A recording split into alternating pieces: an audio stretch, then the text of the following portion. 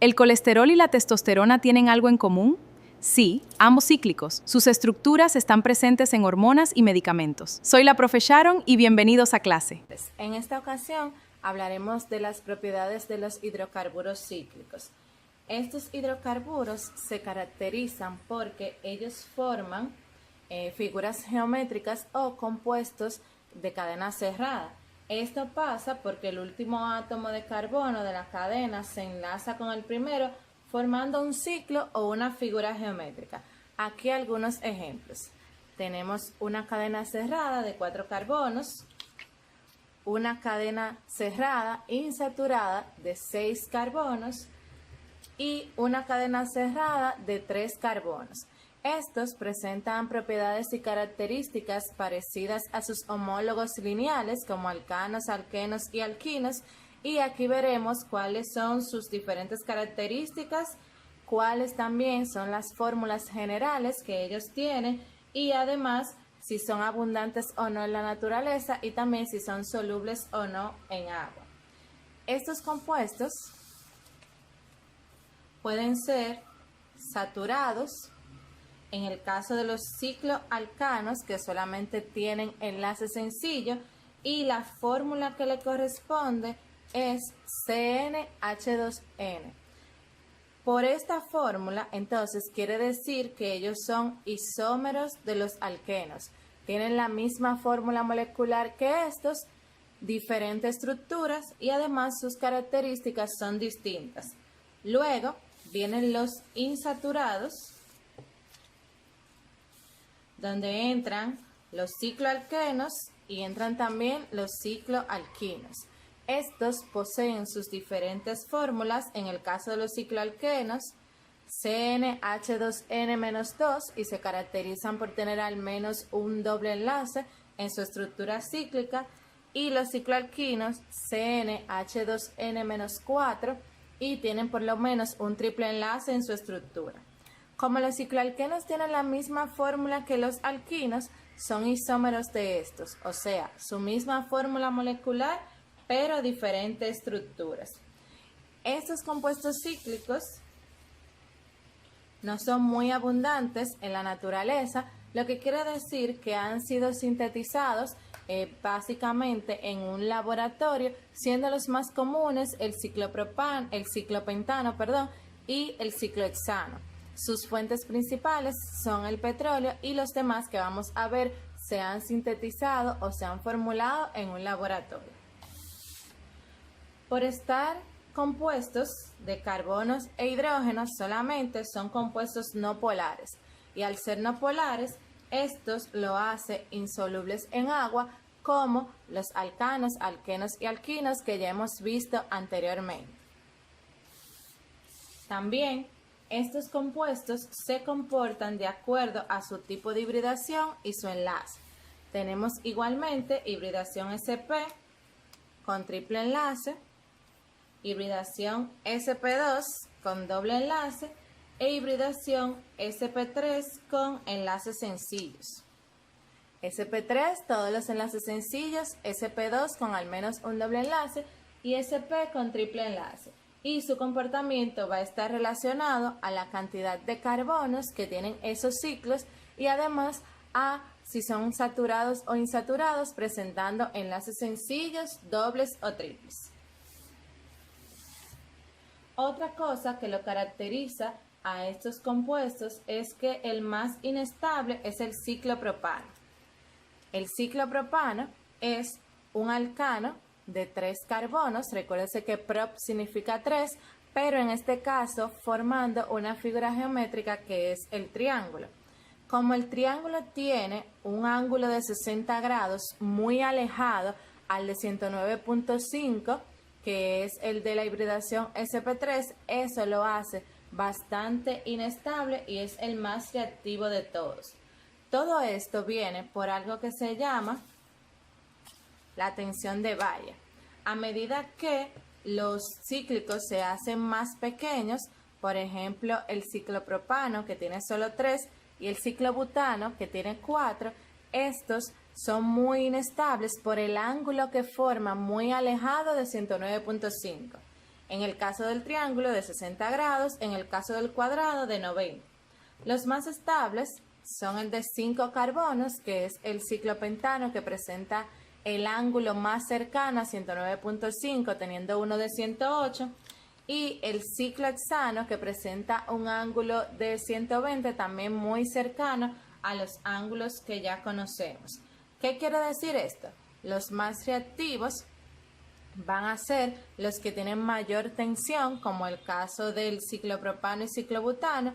Ya del ciclopentano en adelante su estructura es muchísimo más estable y reaccionan menos.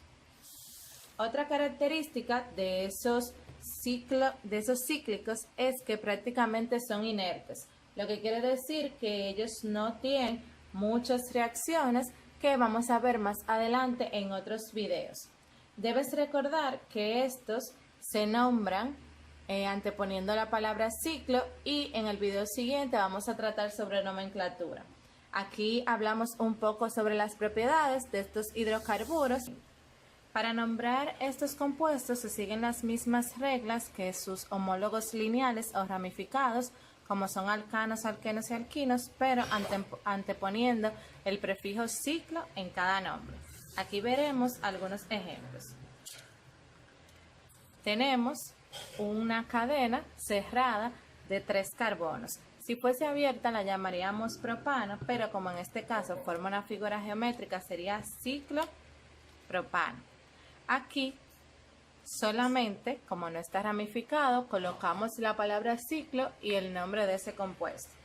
También tenemos aquí una cadena cerrada de 4 carbonos. Si fuese lineal la llamáramos simplemente butano, pero aquí se llamaría ciclo butano. Cuando existen dobles o triples enlaces en la cadena sucede lo siguiente. En este caso tenemos un ciclo de 6 carbonos con un doble enlace en su estructura. Siempre ese doble enlace va a ser el primer y el segundo carbono. Por ejemplo, estos dos son el primero y el segundo carbono respectivamente. Como esos siempre van a ser el primero y el segundo, no hay necesidad de colocarle localizadores. Por lo tanto, él se va a llamar ciclo hexeno. Hexeno porque tiene doble enlace y el ciclo porque forma una figura geométrica. En el caso de los alquinos pasa lo mismo.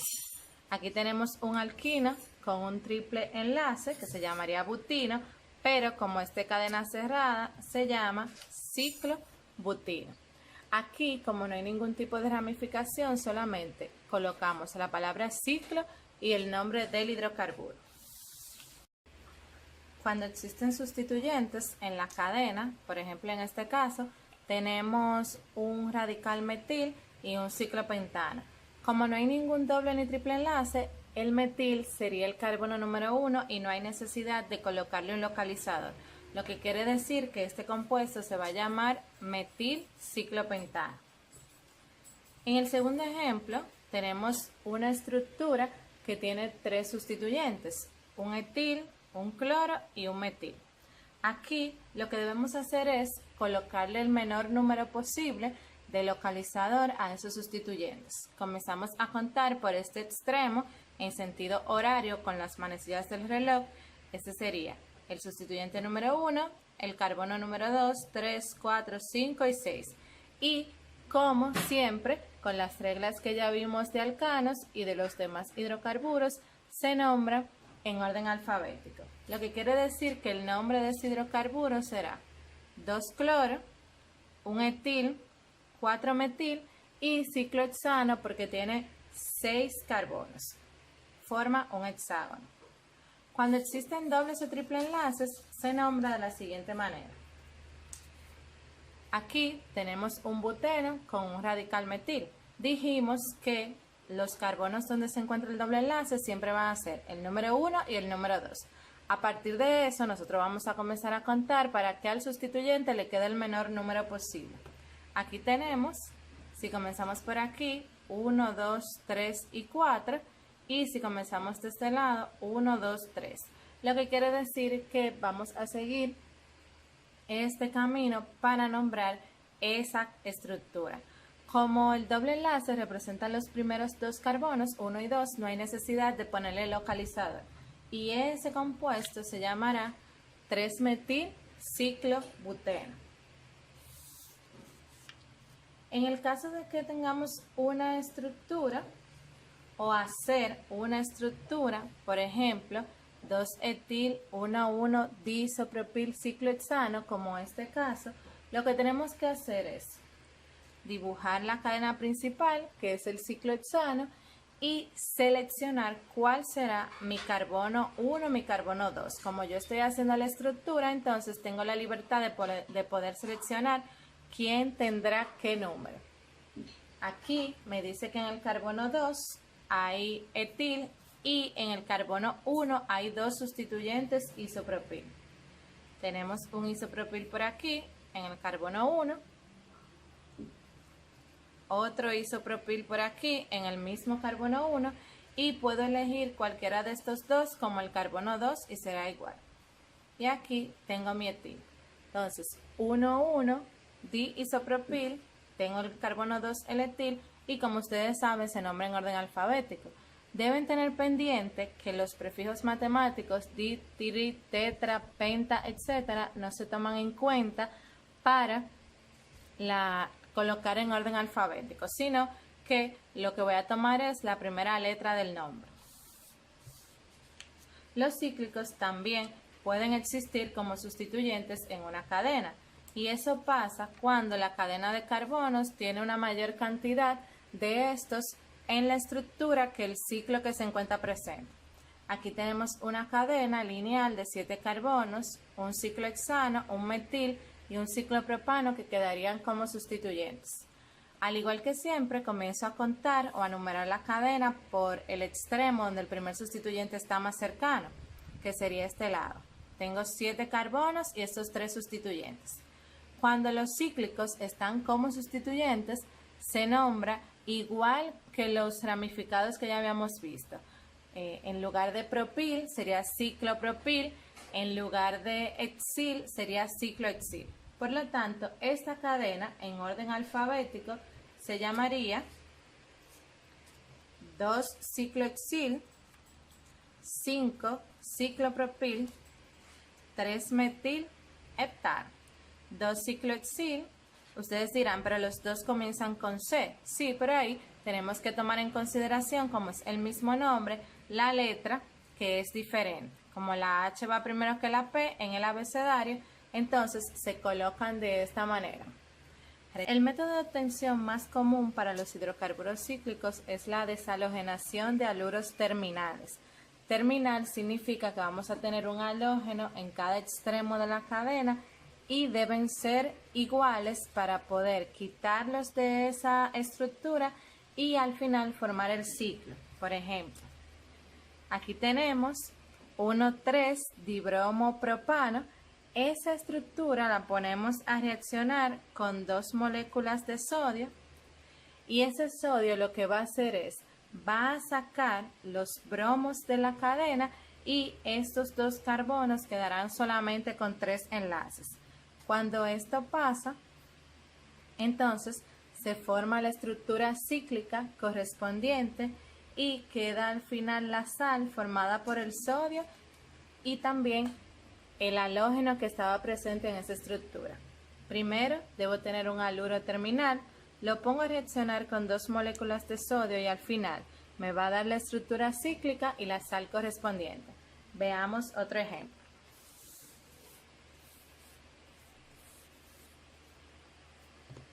Aquí tengo una estructura de 6 carbonos con 2 cloros en cada uno de los extremos. Si eso lo pongo a reaccionar con 2 moléculas de sodio, al final me va a quedar un ciclohexano más la sal correspondiente, que es cloruro de sodio. Ahí tengo la cadena de 6 carbonos con 2 cloros en los extremos, 2 moléculas de sodio y al final ese sodio saca esos halógenos de esa estructura, se me forma el ciclo correspondiente, que en este caso es el ciclohexano, y 2 moléculas de la sal, que es cloruro de sodio. En el caso de las reacciones, tenemos varias reacciones que pueden experimentar estos compuestos donde debemos tomar en cuenta el tamaño del hidrocarburo cíclico. Si es de 3 y de 4, debemos recordar que es muy inestable y la estructura se romperá fácilmente. Si es de 5 en adelante, la estructura es un poco más estable y estos compuestos no se rompen. La primera reacción con la que vamos a comenzar es con la de halogenación. Aquí tengo un ciclohexano. Si lo pongo a reaccionar con bromo, recuerden que pueden ser cualquier halógeno, bromo, cloro, yodo o flúor, en presencia de luz, que es el catalizador para esta reacción, ¿qué va a suceder? Igualmente como en los alcanos, va a salir un hidrógeno del ciclohexano y va a entrar el bromo y al final se va a formar un hidrácido. Aquí tengo el ciclohexano halogenado en el carbono que yo prefiera, porque como va a estar mono sustituido, como quiera va a ser el carbono 1, más el hidrácido que se forma, que es el ácido bromhídrico o HBr. Un cicloalcano con un halógeno en presencia de luz se me va a formar un cicloalcano halogenado y el hidrácido correspondiente. Eso ocurre de esta manera porque es un ciclohexano que tiene 6 carbonos. Pero ¿qué sucede cuando yo sustituyo ese ciclohexano y coloco aquí un ciclopropano que solamente tiene 3 carbonos? Ese ciclopropano es el más inestable de todos, debemos recordarlo por la tensión de Bayer de la que hablamos en videos anteriores, y cuando yo hago esa reacción de halogenación, esa estructura se rompe y me da un haluro terminal como el que tengo aquí. Tengo los 2 bromos que lo puse aquí y la estructura ahora lineal de 3 carbonos. Si en lugar de esto tengo un ciclohexeno, un doble enlace, pasa lo mismo que en los alquenos. Si lo pongo a reaccionar con una molécula de cloro, siempre en presencia de luz, ¿qué va a pasar? Ese doble enlace se va a romper y los 2 cloros van a entrar a los carbonos donde estaba el doble enlace. Y al final me da un cicloalcano dihalogenado. En este caso, 1,2-dicloro ciclohexano. La segunda reacción que vamos a trabajar de los hidrocarburos cíclicos es la hidrogenación.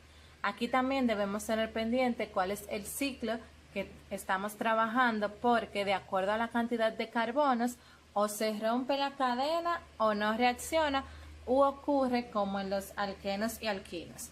El primer ejemplo que tenemos, un ciclohexeno, lo vamos a poner a reaccionar con hidrógeno. Recuerden que los catalizadores de esa reacción puede ser níquel, paladio o platino. Cuando pongo a reaccionar ese hidrógeno con ese ciclohexeno, se rompe el doble enlace y al final me va a dar un alcano o ciclohexano. Pero ¿qué sucede? Si ese mismo ciclohexano yo lo pongo a reaccionar con hidrógeno, recuerden que los alcanos no se pueden hidrogenar. Y ustedes se preguntarían que aquí le faltan hidrógenos a esos carbonos porque no termina en CH3. Sí, pero hacer la estructura tan estable, cuando es de 5 en adelante, si es un cicloalcano, no reacciona con hidrógeno porque no puedo romper la estructura. En el caso de los que tienen 3 y 4 carbonos sucede lo siguiente. Si tengo un ciclopropeno y lo pongo a reaccionar con hidrógeno, me dará un ciclopropano, la misma estructura, ahora sin el doble enlace y de 3 carbonos formando el ciclo. Sin embargo, si ese ciclopropano lo pongo a reaccionar con hidrógeno, al ser una estructura tan inestable, se rompe y me da una cadena lineal. Lo que quiere decir que también es un método de obtención para yo poder tener un alcano a partir de un cicloalcano, solamente si es de 3 o de 4 carbonos. La tercera reacción que trabajaremos de hidrocarburos cíclicos es la deshidrogenación. Nosotros sabemos que esa deshidrogenación se hace con alúmina en presencia de calor y, como le dice su nombre, yo voy a sacar hidrógenos de esa estructura para formar compuestos insaturados, o sea, con doble o triple enlace. En este caso, yo tengo un ciclohexano. Cuando hago la deshidrogenación con ese compuesto, se me va a formar un ciclohexeno y al final me van a resultar los dos hidrógenos que salen de esa estructura. Si ese ciclohexeno yo lo pongo a reaccionar otra vez con alúmina, me va a dar un ciclohexino más los hidrógenos que he sacado de esa misma estructura. Pero ¿qué sucede? Si yo quiero poner a reaccionar ese ciclohexino con alúmina, ya no se produce ninguna reacción porque no puedo sacar de esos mismos carbonos otro enlace. Yo lo que pudiese es hacer otros, aquí no van hidrógenos, yo lo que pudiese es de otros carbonos entonces hacer dobles o triples enlaces, pero ya en estos no puedo trabajar con esa parte de la estructura. Esa fue la reacción de deshidrogenación. Recuerde, sacar hidrógenos con alúmina en presencia de calor para hacer dobles o triples enlaces en la estructura. Si tengo también un ciclopropano y lo pongo a reaccionar con alúmina, me va a dar un ciclopropeno más hidrógeno. Se siguen las mismas reglas que en los alcanos, alquenos y alquinos de cadena lineal que ya hemos visto anteriormente. Otra de las reacciones de hidrocarburos cíclicos que vamos a trabajar es la oxidación. Tenemos dos tipos de oxidación, con permanganato de potasio que es KMnO4 o con ozono que se da la reacción de ozonólisis. Con permanganato seguimos las mismas reglas de los alquenos que dependiendo de la concentración y la temperatura que éste tenga se puede producir un diol vecinal, dos aldehídos, un aldehído, una acetona o dos ácidos carboxílicos. Aquí vamos a ver el ejemplo cuando el permanganato está diluido y frío y tenemos como evidencia que está una molécula de agua presente ahí. Cuando esto ocurre, sabemos que se forma un diol vecinal, se rompe el doble enlace y donde estaba este doble enlace entran los dos grupos OH que corresponden para formarse este tipo de compuesto ya mencionado.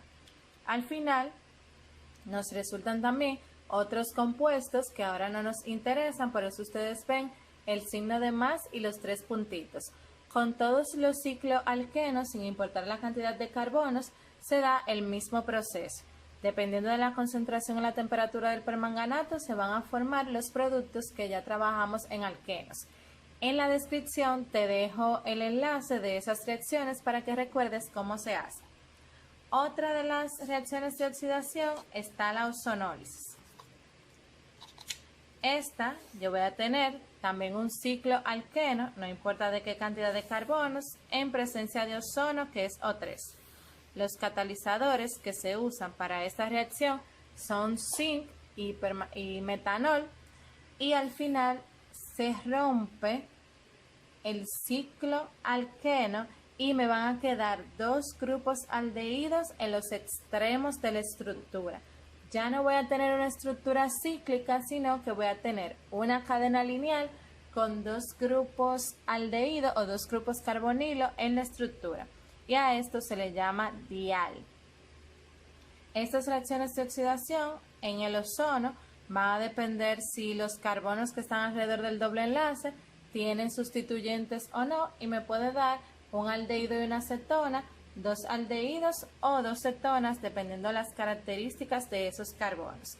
Con esta reacción finalizamos las de los hidrocarburos cíclicos. No te pierdas nuestros próximos videos. Suscríbete y activa las notificaciones. Síguenos en Profe Sharon.